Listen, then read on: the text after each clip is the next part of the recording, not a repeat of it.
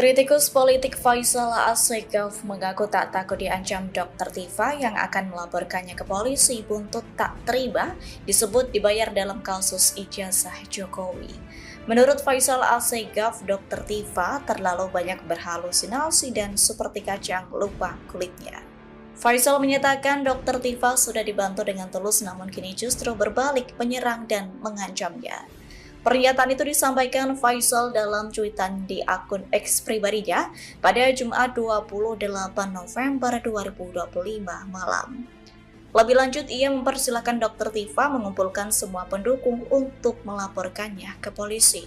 Faisal menyinggung nama para pendukung Dr. Tifa yang terdiri dari ex-Panglima TNI Gatot Nurmantio dan pengacara Gadungan Taufik. Kemudian jurnalis Her Subeno yang disebutnya sebagai pengkhianat, serta gerombolan FNN yang membuat berita sepihak tanpa verifikasi dan klarifikasi yang jujur. Terkini Faisal Assegaf menyebut sikap Dr. Tifa dalam kasus ijazah Jokowi ini adalah bukti bahwa tindakannya tak pernah mengedepankan verifikasi. Sebelumnya, Dr. Tifa melalui cuitannya di X pada Jumat 28 November membantah menerima uang untuk melakukan penelitian ijazah Jokowi.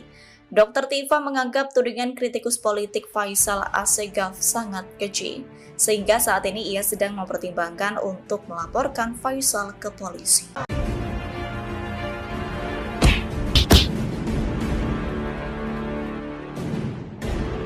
Di balik hiruk-pikuk panggung politik Indonesia, ada satu babak yang terus berulang.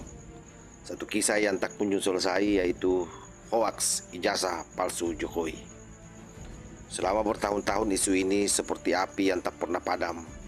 Dan kini api itu kembali membesar, tapi kali ini bukan karena musuh politik, melainkan karena pertikaian internal para pengusung hoaks itu sendiri. Nama Dr. Tifa dan Faisal Assegaf, dua figur yang dulu berada dalam orbit narasi yang sama, kini saling berhadapan. Dr. Tifa merasa dituding, merasa dipitnah, bahkan mengancam akan mempolisikan Faisal Assegaf. Semuanya karena satu kalimat yang keluar dari mulut Faisal Assegaf, tudingan bahwa Dr. Tifa menerima bayaran dalam permainan ijazah palsu ini.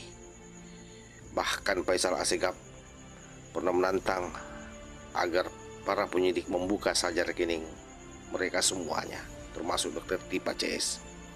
Dan disinilah semuanya berubah.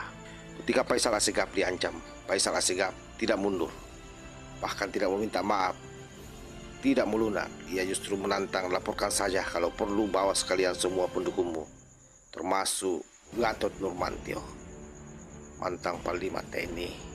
Ini bukan sekedar jawaban, tapi ini adalah pukulan telak, sindiran yang sangat brutal bahwa gerakan hoaks ini tidak berdiri sendiri, bahwa ada nama besar, ada sosok kuat, ada punggung gelap yang selama ini melindungi, menyuntik dan mendorong narasi ini terus hidup. Mari kita jujur, gerakan yang bertahun-tahun menggempur isu ijazah palsu pasti butuh energi besar, butuh koordinasi, butuh sumber daya, butuh pendanaan. Tidak mungkin semua ini berdiri atas nama inisiatif pribadi. Tidak mungkin semuanya bergerak dari kantong relawan. Dan tidak mungkin kampanye sebesar ini berjalan tanpa operator politik di belakangnya. Hoaks ini bukan diskusi ilmiah.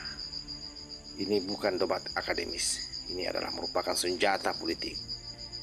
Ia selalu muncul pada momen-momen penting, saat pilpres mendekat, saat politik nasional memanas, saat elit saling merebut punggung. Hoaks ijazah hanyalah alat. Namun kini alat itu pecah di tangan mereka sendiri. Dr. Tifa merasa disudutkan, Faisal Assegaf menyerang balik. Duo yang dulunya mesra dalam isu yang sama, kini saling buka-bukaan, saling telanjangi, saling adu nyali. Dan yang lebih menarik adalah ketika ancaman pelaporan polisi mengemuka, ketika drama ini memasuki bawah hukum, publik justru mulai bertanya, kalau yakin selama ini benar, kenapa takut dilaporkan balik? Jika hoaks ijazah itu punya bukti, kenapa tidak pernah jujur untuk diuji di pengadilan? Kenapa selalu memilih panggung gaduh publik, bukan ruang pembuktian hukum? Jawabannya pahit. Karena isu ini bukan dibangun di atas fakta, melainkan di atas pesanan. Sebuah pesanan untuk mengguncang. Dan seperti semua pesanan, ada yang mendanai, ada yang memfasilitasi, bahkan ada yang mengarahkan. Kini saat dua tokoh pengusung narasi itu pecah kongsi, saat mereka saling lapor, saling serang, saling siku, bias hoaks itu mulai terlihat goyah. Inilah titik baliknya sahabat. Inilah retakan besar yang mungkin mengubur gerakan ijazah palsu untuk selamanya. Dan jika laporan polisi benar terjadi, babak berikutnya bisa jauh lebih mematikan. Satu persatu pemain di balik layar bisa muncul ke permukaan, dan publik akan tahu siapa sebenarnya dalang dari panggung wayang panjang bernama hoaks ijazah Pak Jokowi ini.